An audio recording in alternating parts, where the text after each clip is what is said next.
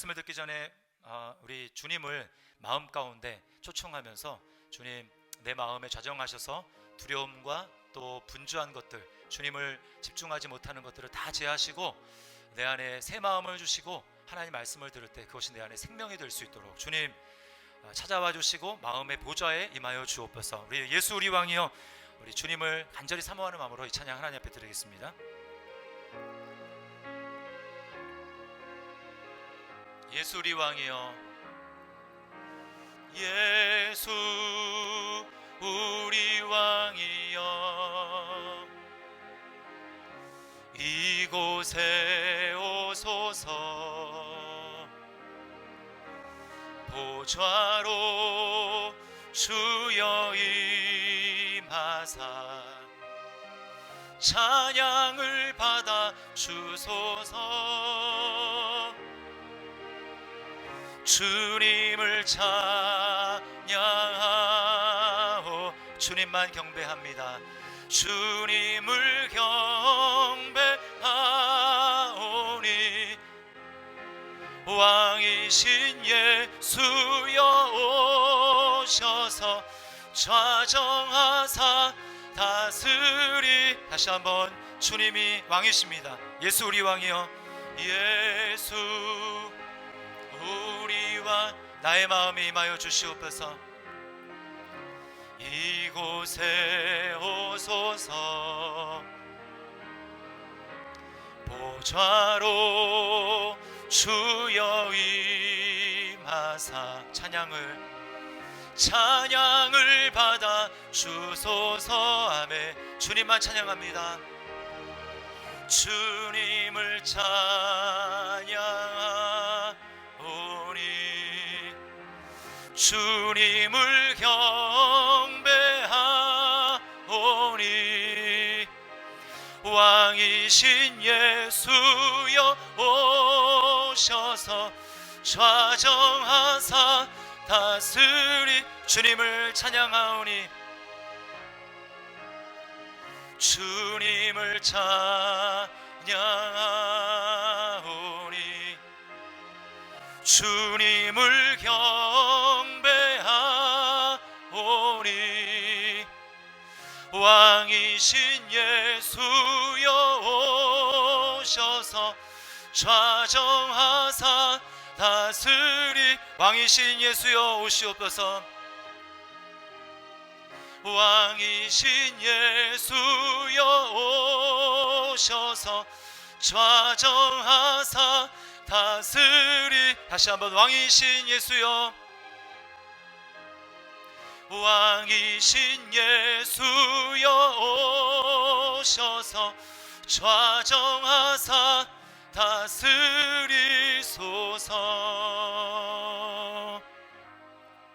아멘. 말씀을 통해서 성령님께서 우리 안에 역사하시고 우리를 다스려 주시는 역사가 오늘 충만하게 나타날 줄 믿습니다.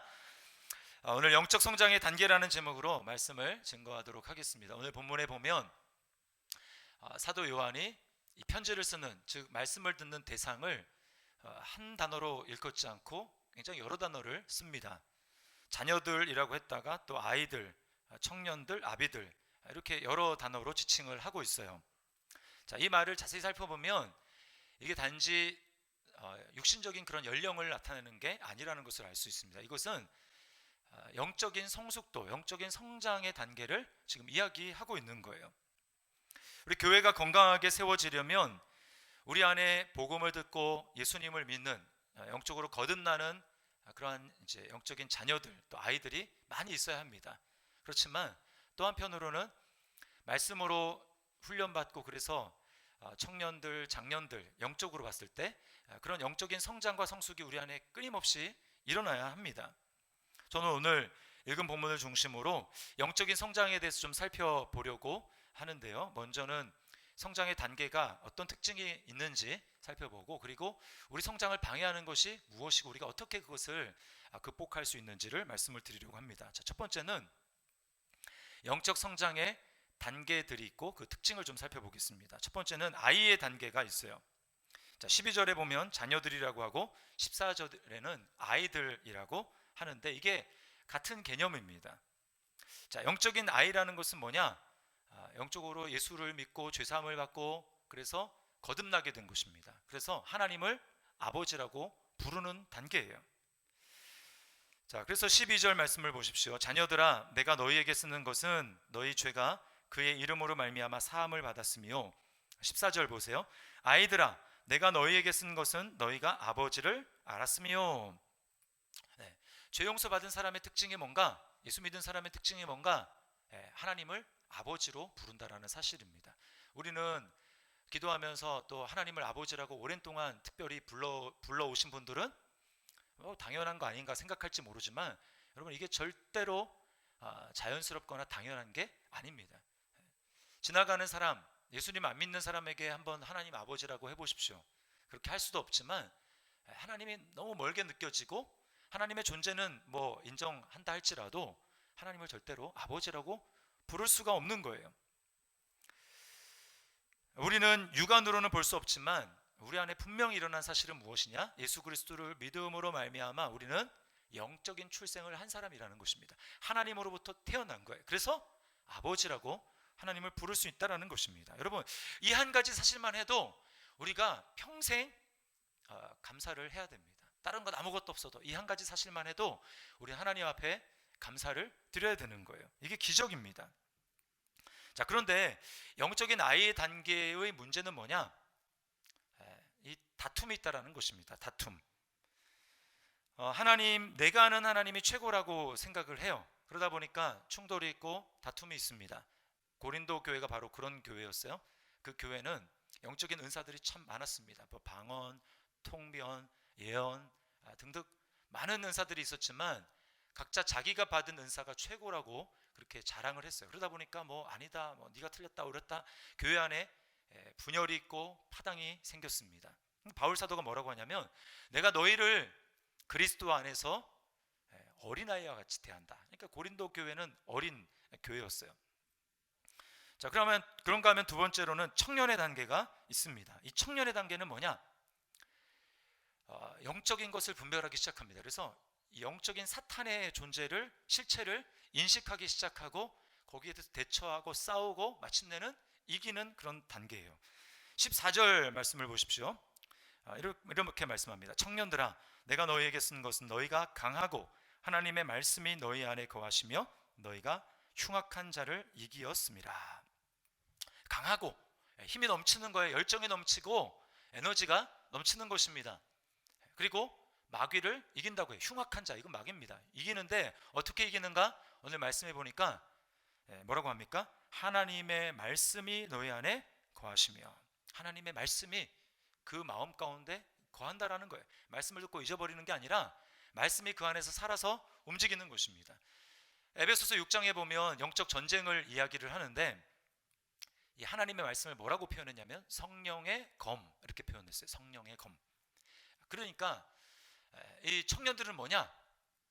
말씀을 사용할 줄 안다라는 것입니다. 무기로 사용할 줄 아는 거예요. 그래서 교회에서 사탄이 이제 아이들을 공격하지 않습니까? 영적으로 이렇게 공격하게 될 때 아이들은 말씀을 사용할 수 없기 때문에 자주 넘어지고 실패하고 깨지고, 그런 일들이 일어나는데, 청년은 어떠냐? 말씀을 딱 꺼내 가지고 사용하는 것입니다. 사용하는 거예요. 여러분, 그러니까 성경을 읽지 않고 말씀을 잘 모르면 아무리 내가 영적으로 성장하고 싶어도 절대로 영적인 청년이 될 수 없는 것입니다. 아이에서 청년으로 자랄 수가 없는 거예요. 교회 오래 다녔다고 이 문제가 해결되는 것이 아닙니다. 교회 뭐 10년 아닌 20년을 다녔다 할지라도 내가 말씀을 가지고 훈련을 받고 연단되어서 말씀을 자유자재로 사용할 수 없다면 여러분, 영적 성장은 없고 청년이 될 수가 없는 것이죠. 자, 그런가 하면 세 번째는 아비의 단계가 있습니다. 이 아비의 단계 특징이 뭐냐? 흔들림이 없는 것입니다. 아주 견고하게 흔들림이 없어요. 13절 말씀을 보십시오. 아비들아, 내가 너희에게 쓰는 것은 너희가 태초부터 계신 일을 알았으며, 청년들 필요 없고요. 태초부터 계신 일을 알았다. 우리가 주의 깊게 말씀을 특별히 12절부터 14절까지 세 절을 주의 깊게 읽으면 각 단계별로 이 요한 사도가 두 번씩 이야기를 합니다. 두 번씩. 자녀들아 아이들아, 또 청년들아 청년들아, 아비들아 아비들아, 이렇게 두 번씩 이야기를 해요. 자, 그런데 아비들에 대해서만 뭐라고 하냐면 그 묘사하는 그들에게 쓰는 내용이 똑같습니다. 자녀들 아이들은 내용이 약간 틀려요. 그리고 또 청년도 내용이 좀 틀립니다. 근데 아비들에 대해서는 똑같아요. 태초부터 계신 이를 알았다, 이렇게 이야기를 합니다. 이건 뭘 얘기를 하냐면, 이 사람들의 특징은 뭐냐면 하나님을 알되 그 하나님을 영원 전부터 태초부터 계셔서 그 하나님 안에 내가 있다라는 것을 알고 묵상하는 거예요. 바울 사도의 편지를 보면 바울 사도는 그냥 단지 예수님을 믿었기 때문에 확신한다, 이 정도가 아니고, 그는 자신을 부르신 그 부름에 대해서 이렇게 이야기합니다. 모태로부터 나를 작정하시니가. 더 나아가서 에베소서 1장에 보면 그리스도 안에서 너희를 창세전에 택하셨다, 이렇게 이야기를 하는 거예요. 여러분, 하나님을 알되 그 하나님을 매일 창세전에 나를 택정하시고 내 삶을 지금껏 인도하시는 그 하나님이라고 생각했을 때 전혀 흔들림이 없는 것입니다. 우리가 바다를 보면 바람이 아주 세게 불 때는 그 파도가 높게 일죠. 파도가 높게 입니다. 자, 그런데 겉에는 뭐 파도가 높게 일든 뭐 잔잔하든 상관없이 그 심해로 들어가게 되면 거기는 바깥의 바람의 영향을 전혀 받지 않아요. 아주 고요하고 잔잔합니다. 이와 같은 거예요. 영원하신 하나님께 내가 연결되어 있고 그 하나님을 묵상하며 살아가다 보니까 삶에 일어나는 여러 가지 문제들, 거기에 휘청휘청 넘어지지 않고 마음의 심지가 아주 굳고 견고한 것입니다. 흔들리지가 않는 거예요. 그리스도의 장성한 분량에 가까이 이른 것이죠. 그러다 보니까 사람들도 마찬가지입니다. 이런 사람 저런 사람 많이 있다 할지라도 거기에 따라서 막 힘들어하거나 그런 것이 아니라, 물론 좀 힘들 수는 있겠지만 그 사람을 품고 사랑하고 인내하고 섬길 수 있는 거예요. 자, 그런데 요한 사도가 오늘 영적 단계들을 배열한 순서를 보면 순서가 이렇게 바뀌어져 있습니다. 저는 지금 여러분에게 순서대로 말씀을 드린 거예요. 아이들, 청년들, 그 다음에 아비들. 자, 그런데 잘 보면 자녀들 다음에 아이들 다음에 뭐가 나오냐면 청년이 안 나오고 뭐가 나옵니까? 아비들이 나오죠. 아비들. 자, 왜 이렇게 순서를 바꿔놨을까요? 제 생각에는 그 요한일서 제가 잠깐 언급해드렸고 앞으로도 계속 나오지만 적그리스도들이 많이 나왔거든요. 이단들, 그리스도를 방해하고 믿음을 방해하는 그런 것들이 많이 나왔는데, 그 교회 공동체 안에, 이 편지를 받는 교회 공동체 안에 영적인 어린아이들이 많았던 것 같아요. 그러면서 그들에게 도전하는 것입니다. 너희 지금 주변을 둘러싼 환경이 매우 어렵고 너희를 넘어뜨리려고 하는 악의 세력들이 있는데, 원수들이 있는데 너희가 지금 그런 상황 가운데 머물러서는 안 된다라는 것이죠. 청년이 되라, 말씀을 사용해서 성장하는 자들이 되라고 지금 도전하고 있는 것입니다. 여러분, 이 청년 단계의 특징이 제가 영적인 전투라고 말씀을 드렸잖아요. 우리나라 뭐 여기 앉아 계신 분들 중에서 전쟁을 경험한 분들은 아무도 없습니다. 직접 전쟁에 참여해 분들도 아마 제가 기억하기로 없는 것 같아요. 전쟁이 얼마나 힘듭니까? 그래서 전쟁을 치르기 전에 어떻게 합니까? 그 전쟁에서 이기기 위해서 군인들은 훈련을 합니다. 제가 훈련 받을 때 항상 보면은 그 훈련장 딱 들어가는 입구에 항상 이런 표지판이 써 있어요.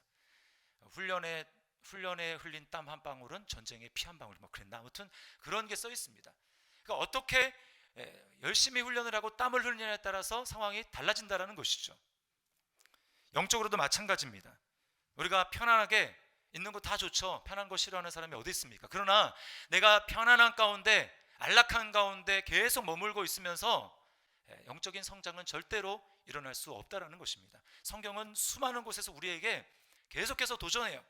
너희가 깨어 있어야 된다, 기도에 힘써야 된다, 죄와 싸우되 피 흘리기까지 싸워야 된다 라고 하면서 우리에게 계속해서 안전한 가운데 머물러 있는 것이 아니라 우리를 훈련하고 연단하고 나아가야 될 것에 대해서 도전을 하고 있다는 것입니다. 그러므로 여러분이 편안한 가운데 죄 용서받고 이제 천국이 나에게, 내가 지금 죽어도 천국이 예비되어 있고 그렇기 때문에 이제 그냥 다 태평한 가운데 살아간다? 여러분의 신앙은 뭔가 잘못되어 있다는 것입니다. 히브리서 5장 12절에는 이렇게 이야기를 합니다. 때가 오래되었으므로 너희가 마땅히 선생이 되었을 터인데 너희가 다시 하나님의 말씀의 초보에 대하여 누구에게서 가르침을 받아야 할 처지이니 단단한 음식은 못 먹고 젖이나 먹어야 할 자가 되었도다. 이 히브리서를 쓰는 저자가 어떤 마음으로 이 편지를 썼을 것 같습니까? 아주 기특하게 여기면서 이 편지를 썼을까요? 아니죠. 읽어보면 어떤 마음이 느껴집니까? 안타까움. 이 안타까움이 느껴지는 거예요. 오랜 시간 지나서 지금쯤 되면 청년의 단계가 되고 또 아비의 단계가 되어서 공동체에 있는 사람들을 나만 신경 쓰는 게 아니라 돌아보면서 그들을 섬기고 돌보고 그들이 이렇게 영적으로 성장할 수 있도록 그런 역할을 해야 되는데 그렇지 않고 계속 어린아이 가운데 머물러 있다라는 것입니다. 나는 평안한 게 좋아요. 여러분, 성장이 하나님의 뜻이고 그것이 우리를 향한 부르심이라면 로마서 8장에 분명히 얘기하고 있지 않습니까? 우리를 부르신 목적이 무엇입니까? 그냥 죄 용서 받고 끝나는 것이 아니라 그때부터 시작이에요. 사실은 예수님의 형상이 우리 안에 새겨지도록, 그게 바로 거룩 아닙니까? 거룩하도록 하나님께서 우리를 끊임없이 훈련의 과정으로 내몰고 성장하도록 하는 것입니다. 성장하고 싶다면 도전해야 됩니다. 결단하고 인내해야 돼요. 그럴 때 우리는 하나님을 경험하고 그냥 머릿속으로 지적으로 동의하는 하나님이 아니라 내 삶 가운데 구체적으로 살아서 역사하시는 그 하나님을 체험할 수 있는 것입니다. 그 믿음이야 살아있는 믿음이고 그 믿음을 가지고 우리가 도전할 때 어둠의 권세를 파하고 승리할 수가 있는 거예요. 기도의 예를 들어보면 여러분, 기도해야 된다는 이야기 우리가 수많이 듣지 않습니까? 수없이. 기도하면 하나님을 경험하게 돼요. 그냥 해보면 압니다. 하나님을 경험하게 돼요. 하나님이 나와 함께 하시는구나. 그리고 아주 든든하게 됩니다. 뭐 아무것도 없어도 아주 든든해요. 기도하고 나면. 자, 근데 처음부터 기도가 잘 되는 게 아니죠. 아주 몸부림을 치고 싸워야 됩니다. 그래야 이제 기도가 느는 거예요. 시간을 투자하고 잘 안 돼도 계속해서 그렇게 할 때 하나님이 도와주시고 마침내 기도의 문이 열려지게 되는 것입니다. 김종희 권사님이라는 분이 계시는데요. 이분이 이제 부산에 있는 세계로 교회에 다니십니다. 거기 이제 전도왕이에요. 전도왕. 이분이 원래 완전 생짜였습니다. 예수님을 모르고 막 욕하고 예수 믿는 사람들 막 대적하고 이런 사람이었어요. 이분이 전도를 받아서 이제 교회 나오게 됐는데 뭐 전도 받았다고 바로 예수 믿는 거 아니잖아요. 믿음이 하나도 없어요. 근데 이 전도하신 분이 너무 지극정성으로 이렇게 섬기고 했기 때문에 저 말은 좀 들어야 되겠다. 처음에 막 거부하다가 저분이 얘기하는 거예요. 그래도 내가 이제 따르는 신용이라도 해야 되겠다. 이렇게 해가지고 거기 감동을 받고 이제 교회로 나왔는데 얼마 지나지 않아서 이제 제자 훈련을 하게 됐어요. 믿음이 없습니다. 제자 훈련을 했는데 이제 기도를 해야 된다 그래가지고 이분이 새벽 기도를 작정을 하고 이제 새벽에 나오는 거예요. 이제 첫날 그 다음날 이제 새벽 기도 나오는데 또 이제 이분의 특징이 또 하면 한다는 게 성질이 있습니다. 그래가지고 새벽을 딱 작정하고 이제 내일 일어나야 되는데 그러다 보니까 긴장이 돼가지고 1시간마다 계속 깨는 거예요. 그래서 새벽 3시에 깼는데 지금 자면 이렇게 못 일어날 것 같아가지고 일어나가지고 그 시로 차를 몰고 교회로 향했어요. 교회 이제 예배당 문을 열고 딱 들어가는데 들어가면서 마음속에 이렇게 하나님 앞에 기도를 하는 것입니다. 제가 이제껏 신앙생활을 안 하다가 이제 좀 믿어보려고 하는데 차를 몰고 이렇게 새벽까지 나왔는데 10분만 기도하고 가면 제 손해인 것 같아요. 하나님, 제가 잘 못하지만 제가 오늘부터 2시간을 기도하겠습니다. 이렇게 작정을 했어요. 마스크를 써서 그런지 놀라시는 분이 안 계신 것 같은데 여러분, 한 번도 이제 기도 안 해본 사람이 2시간을 작정을 한 거예요. 놀랍죠? 그리고 이제 새벽에 나와가지고 설교를 이제 짧게 듣고 끝나면 보통 다 음악이 나오잖아요. 음악이 딱 나오는데 그 순간 이제 자기가 한 결정을 후회하기 시작했습니다. 내가 2시간 동안 어떻게 기도를 하려고 하지? 모르니까 참 무식하구나 하면서 이제 이분이 막 후회하기 시작하는데 그래도 어떻게 결정을 했으니까. 근데 이제 아무리 해도 기도할 말도 생각이 안 나고 한 몇 분 지나니까 기도거리가 다 떨어지고 어떻게 기도해야 될지도 모르고. 그래서 그때부터 한 일이 뭐냐? 알람을 맞춰놓고 장의자에 누워서 자는 일입니다. 그러니까 일주일 동안 계속 그것만 한 거예요. 새벽에 나와서 말씀 듣고 한 몇 분 기도하다가 알람 맞춰놓고 자고 장의자니까 그냥 누워서 자는 거예요. 그 다음 주가 됐는데 그래도 이제 이건 좀 아니다 싶어가지고, 그래서 이제 차를 몰고 새벽에 오면서 하나님께 그렇게 기도했대요. 하나님, 제가 기도는 좀 못하지만 근데 저는 성경을 좀 읽을 수 있으니까 제가 그러면 몇 분 기도하다가 나머지 시간은 성경 읽기로 제가 때우겠습니다. 그렇게 하고 성경을 딱 폈더니 어디가 나오냐면 주기도문이 나왔어요. 마태복음의 주기도문. 그래서 그때부터 주기도문을 2시간 내내 계속해서 주기도문 하는 것입니다. 하늘에 계신 우리 아버지, 영원히 싸움나이다. 거기까지 계속해서 반복을 하는 거예요. 첫날 그렇게 하고 또 둘째 날도 그렇게 하고 셋째 날 또 그 주기도문을 하는 것입니다. 하늘에 계신 우리 아버지요 하는데 갑자기 온몸에 전율이 흐르면서 그 하나님이 함께 하시고 계신다는 그런 이렇게 느낌이 들더래요. 그러면서 마음속에 하나님이 이런 음성이 들려지더랍니다. 너가 지금 하늘에 계신 우리 아버지여라고 했는데 외우지만 말고 계속 읽지만 말고 그 아버지 이름을 지금 부르면서 너 마음속에 있는 걸 가지고 나한테 한번 말해봐라 라고 하는 그 음성이 들리더래요. 그래가지고 그 마음속에 그 음성이 딱 들리는 순간 아버지 하면서 이분이 부르짖어서 하나님 앞에 기도한 것입니다. 그렇게 기도하는데 집중해서 이제 기도를 하게 되는데 이제 원래 한 5분 10분 하면 이제 기도할 거리가 없어졌는데 이제 한 10분쯤 기도한 줄 알고 눈을 딱 떴는데 2시간이 확 가버린 거예요. 여러분, 이게 바로 성령님을 경험하는 것입니다. 성령님을 경험한 거예요. 온몸이 다 땀으로 젖고 목이 다 쉬었어요. 근데 놀라운 변화는 그때부터 달라지는 것입니다. 그때부터. 그래서 다음 날 왔는데 이 이제 한 주하고 며칠 지난 그 새벽 기도에 들었던 말씀이 전혀 다른 거예요. 하나님의 말씀이 정말 생명으로 들리기 시작하는 것입니다. 나에게 하나님이 하시는 음성으로 들리기 시작하는 거예요. 그때부터 이분이 믿음이 완전히 그냥 일취월장 엄청나게 성장하고, 그래서 결국은 그 교회에 이제 순장이 되고 전도왕이 된 것입니다. 여러분, 머릿속으로 아는 하나님으로 만족하지 마시고 여러분이 하나님 앞에 도전하셔야 됩니다. 하나님, 제가 언제까지 신앙생활 이렇게 하는데 머물러 있겠습니까? 제가 언제까지 나태한 가운데 있겠습니까? 주님, 제가 성장하기를 원합니다. 하나님, 내 인생 가운데 예비하신 풍성한 은혜를 내가 누려보고 그렇게 살아가기를 원합니다 라고 도전하면서 하나님 앞에 나아가는 것입니다. 지난주에 제가 용서받은 자의 삶의 특징이 순종이라고 말씀을 드렸잖아요. 순종은 그냥 좋은 말씀이네 하고 머릿속으로 끄떡이고 동의하는 것으로 끝나는 것이 아니라 어떻게든 들은 말씀을 가지고 내가 살아보려고 애쓰고 몸부림치는 것입니다. 근데 안 되잖아요. 그러니까 어떻게 해요? 내 힘으로 안 되니까 하나님 앞에 기도하는 것입니다. 주님, 말씀을 살아낼 수 있도록 나에게 능력을 주십시오. 하나님 앞에 기도할 때 거기서 하나님의 능력을 체험하는 거예요. 여러분, 우리는 도전을 해야 되는 것입니다. 두 번째는 영적 성장을 방해하는 마귀의 간계를 알아야 합니다. 마귀가 되게 싫어하죠.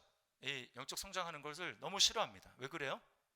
영적 어린아이가 있으면 마귀가 마음대로 주무를 수 있거든요. 잘 분별을 하지 못하니까, 영적인 실체가 분명히 있음에도 잘 분별을 하지 못하니까 자기 감정대로 자기 생각대로 일을 그르쳐놓고 나중에 후회하죠. 그리고 마귀가 막 불화살을 날리는데 거기에 이제 시험 받고 상처 받고 그래서 뭐 봉사 같은 거 내려놓고 잠수 타고 하나님으로부터 멀어지고 이런 일들을 이제 어린아이들한테 하기 쉬운데 영적으로 성장하고 이제 청년이 되면 그게 안 통하는 것입니다.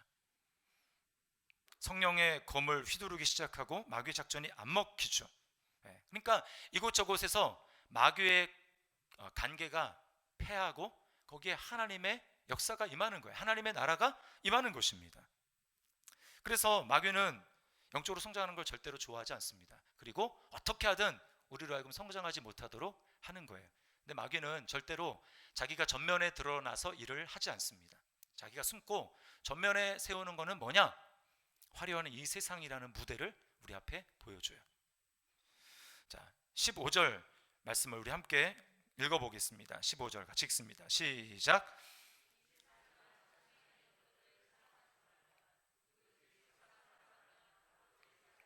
그 안에 있지 아니하니. 네. 자, 세상과 하나님에 대한 사랑은 반비례합니다. 이게 영적인 법칙이에요. 내가 세상을 사랑하면 하나님에 대한 사랑은 점점 식어집니다. 반대로 하나님을 사랑하면 사랑할수록 세상에 대한 사랑은 점점 식어집니다. 자, 마귀는 이 세상이라는 화려한 세트장을 우리에게 딱 펼쳐주고 거기 사람들이 어떻게 살아가는지를 보게 합니다. 자, 저 봐라, 사람들은 저렇게 산다. 너처럼 그렇게 사는 건 바보짓이고 미련한 짓이고 그렇게 살 필요 없어. 다 그렇게 사는데 왜 너만 그렇게 살아? 라고 하면서 사람들의 모습을 보면서 그게 마치 정상적인 것처럼 우리에게 그렇게 얘기하는 거예요.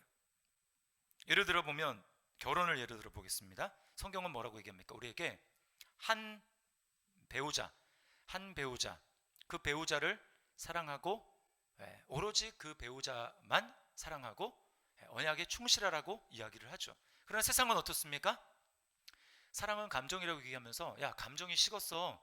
그러면 더 이상 그 관계 얽매이지 마. 그 관계 끝나고 너의 가슴에 불을 당기고 감정을 일으키는 그런 사람 다시 만나야지 라고 얘기하면서 세상은 외도를, 불륜을 우리에게 그 자연스러운 것이라고 이야기를 하는 것입니다. 그래서 결혼도 안 하고 동거를 하면서 좀 이렇게 살다가 잘 맞으면 그때 결혼하지. 굉장히 합리적인 것 같지만 여러분, 그것은 하나님의 뜻이 아닙니다. 그래서 성경이 이렇게 이야기한다고 이야기를 하면 지금은 21세기인데 지금 시대가 어느 시대인데 너무 고리타분한 것 아니냐, 보수적인 것 아니냐 이야기하면서 꽉 막혔다는 얘기를 듣고 그것은 자유를 억압하는 것이라고 싫어하게 되는 것입니다. 여러분, 왜 우리에게 이런 일들이 일어나는 것일까요? 오늘 세상을 해보하면 그 세상 안에 뭔가 알맹이가 다른 것이 들어있기 때문에 그래요. 16절 말씀을 보세요. 이렇게 얘기합니다. 이는 세상에 있는 모든 것이 육신의 정욕과 안목의 정욕과 이생의 자랑이니 다 아버지께로부터 온 것이 아니요 세상으로부터 온 것이라. 그 알맹이가 뭐가 나옵니까? 딱 하나가 나오죠. 정욕. 정욕이라는 알맹이가 나오는 것입니다.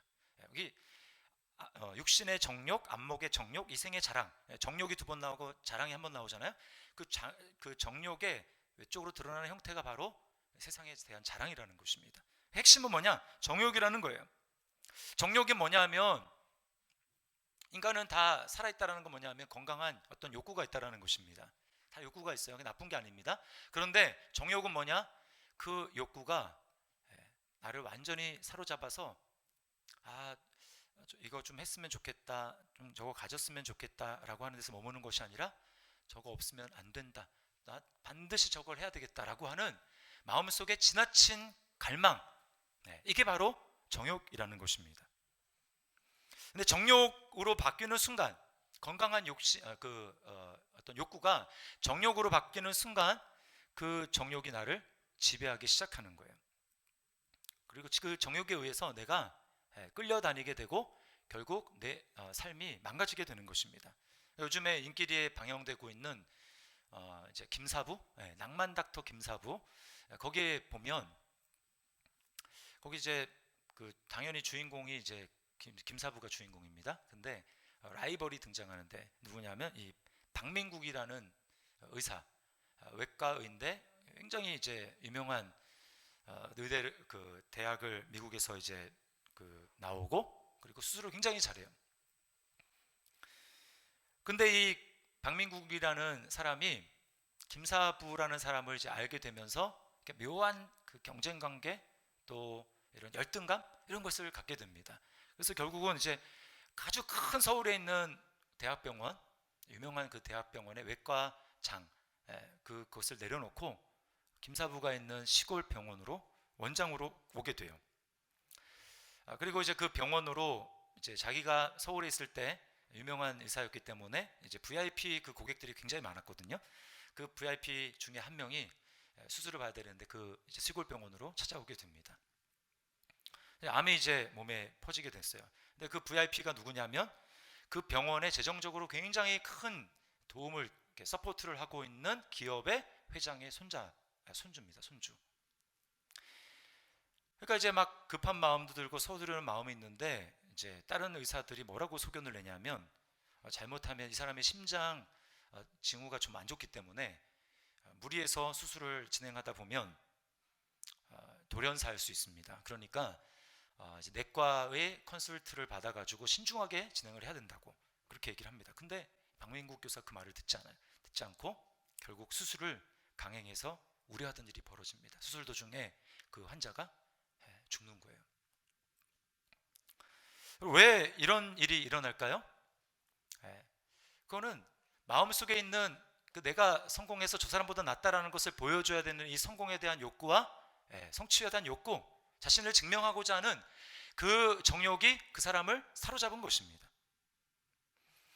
박민국 원장만 그런 것이 아닙니다. 우리 또한 우리 마음속에 어떤 것을 지나치게 갈망하고 그것이 나를 사로잡게 되면 우리도 다 그렇게 될 수 있는 거예요.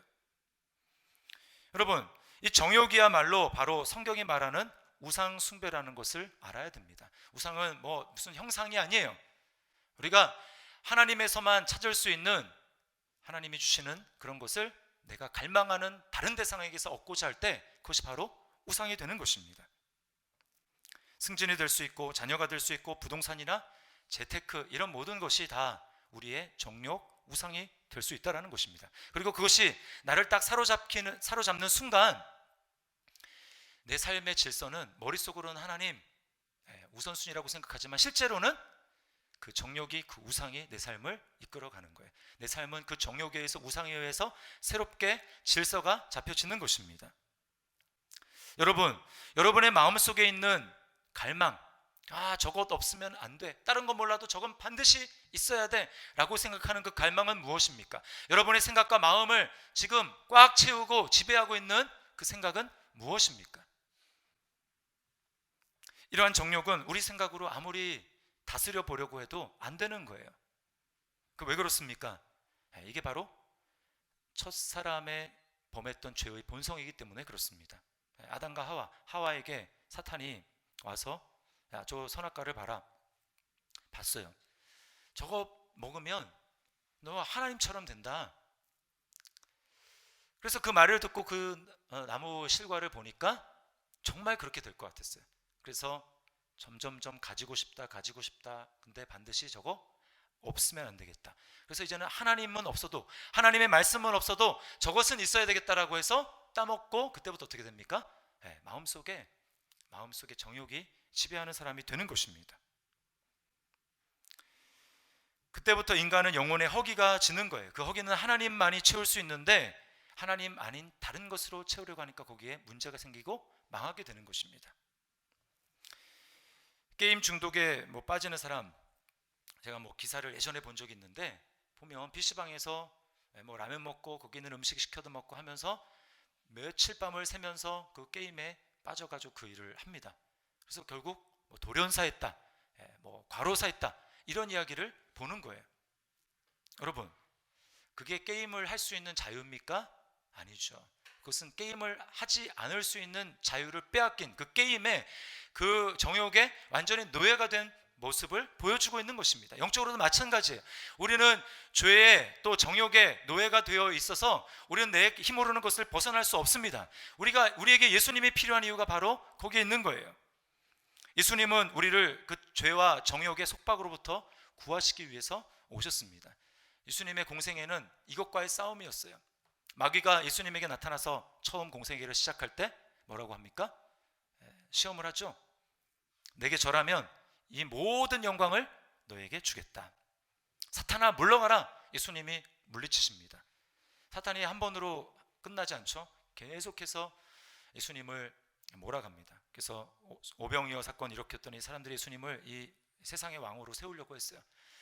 예수님은 거기 넘어가지 않고 사람들을 다 해산하고 산으로 올라가셔서 기도하십니다. 겟세마네에서는 어떻게 하셨습니까? 예수님은 솔직히 십자가 거부하고 싶었어요. 할 수만 있으면 이거 안 했으면 좋겠습니다. 그러나 주님이 안 하면 안 되죠. 그래서 주님은 결국 어떻게 하십니까? 아버지의 뜻대로 되기를 원합니다. 자신의 뜻을 내려놓고 하나님의 뜻에 자신의 뜻을 굴복시키신 것입니다. 그래서 우리를 대신해서 주님이 대표로 십자가에 못 박으셔서 우리의 죄와 정욕을 완전히 끝장내신 거예요.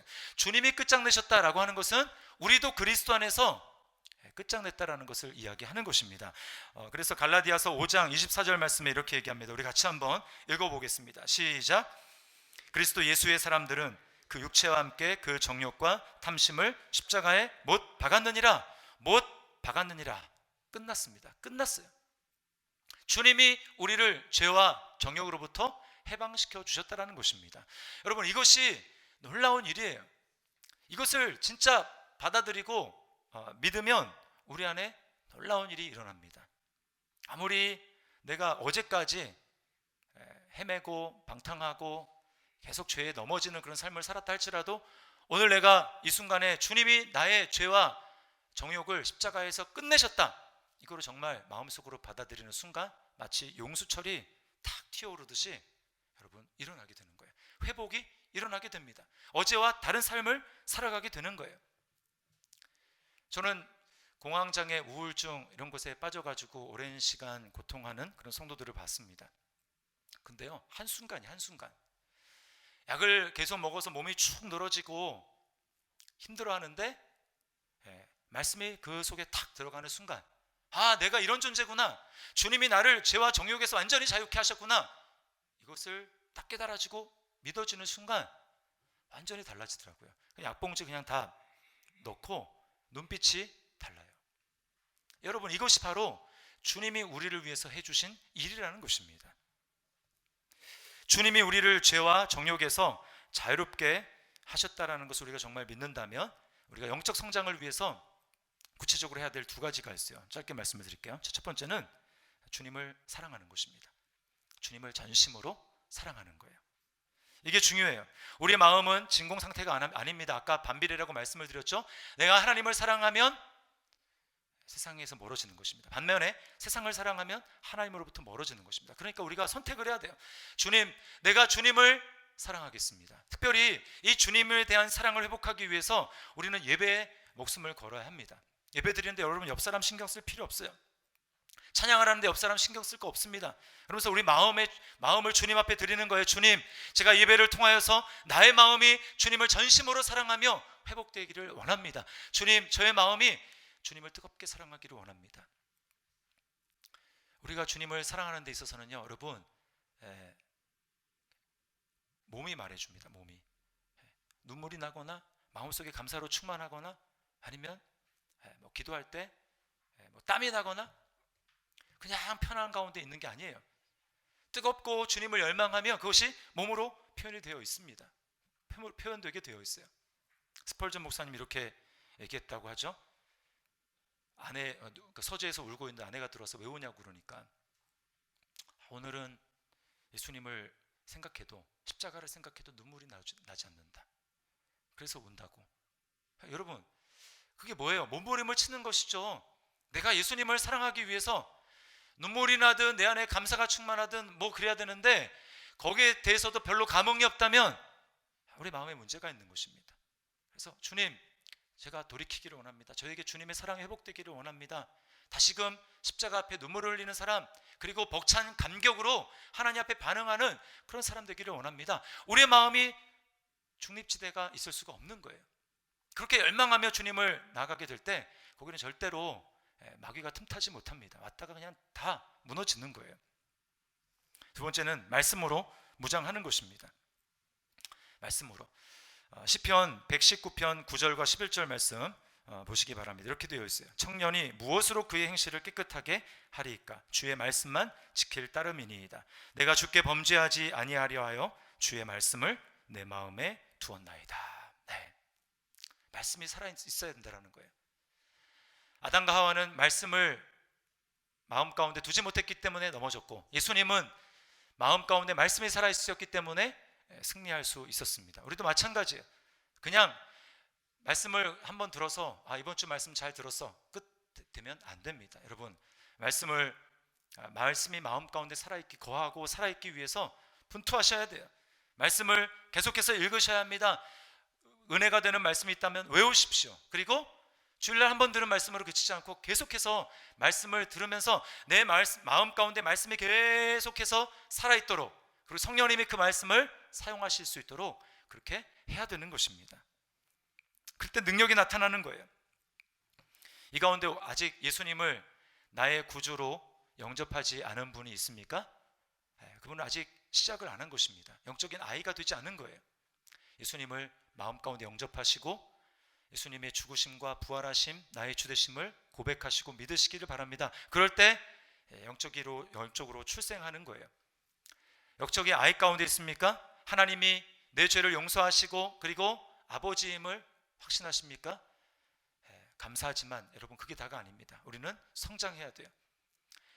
영적인 세계를 분별하며 마귀를 분별하며 말씀으로 그것을 이길 수 있는 청년, 그리고 더 나아가서 나를 통해서 사람들이 성장하고 키울 수 있는 그런 아비, 어떠한 환경이 와도 흔들리지 않는 믿음의 견고한 아비가 되어서 우리가 하나님의 뜻을 이루어야 되지 않겠습니까? 여러분, 우리 마음에 주님을 뜨겁게 사랑하는 열망, 첫사랑으로 그치면 안 되고 계속해서 그 사랑으로 불타 올라야 합니다. 그리고 끊임없이 말씀의 훈련과 연단을 받아야 합니다. 그러므로 말미암아 하나님이 원하시는 영적인 성장을 계속해서 이루어 나가는 그러한 모든 저와 여러분 될 수 있기를 주님의 이름으로 축원합니다. 우리 말씀을 기억하면서 이 시간 찬양합시다.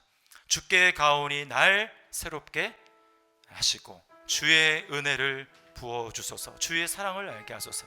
우리 찬양 하나님 앞에 드리겠습니다.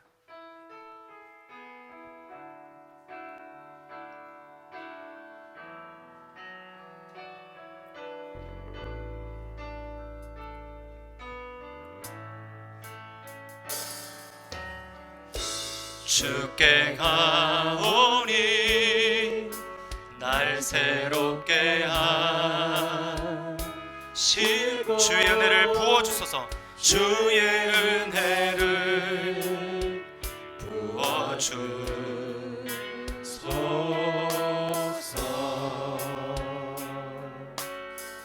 내 안에 발견한 나의 연약함, 내 안에 발견한 나의 연약함, 이 시간 벗어지기를 원합니다. 벗어지리라.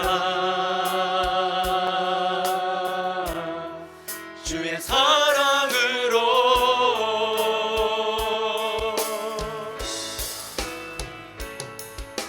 주 사랑 나를 붙드시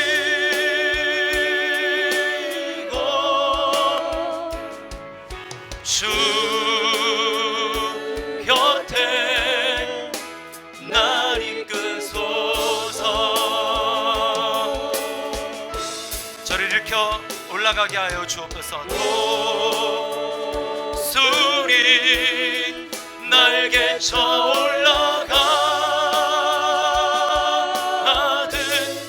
나 주님과 함께 일어나 걸으리. 주의 사랑 안에 나의 눈 열어 주를 보게 하여 주옵소서. 나의 눈 열어 주를 보게 하시고 주의 사랑을 알게 하소서. 매일 나의 삶에 주 뜻 이루어지기 원합니다. 매일 나의 삶에 주 뜻 이루어지도록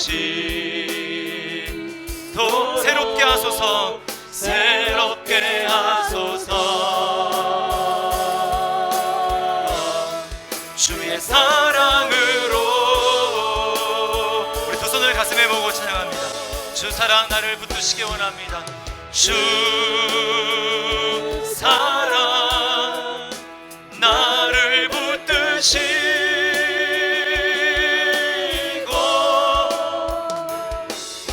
주 곁에 날 이끄소서.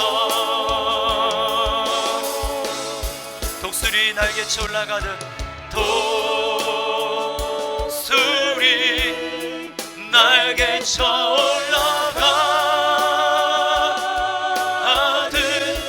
나 주님과 함께 주의 사랑 안에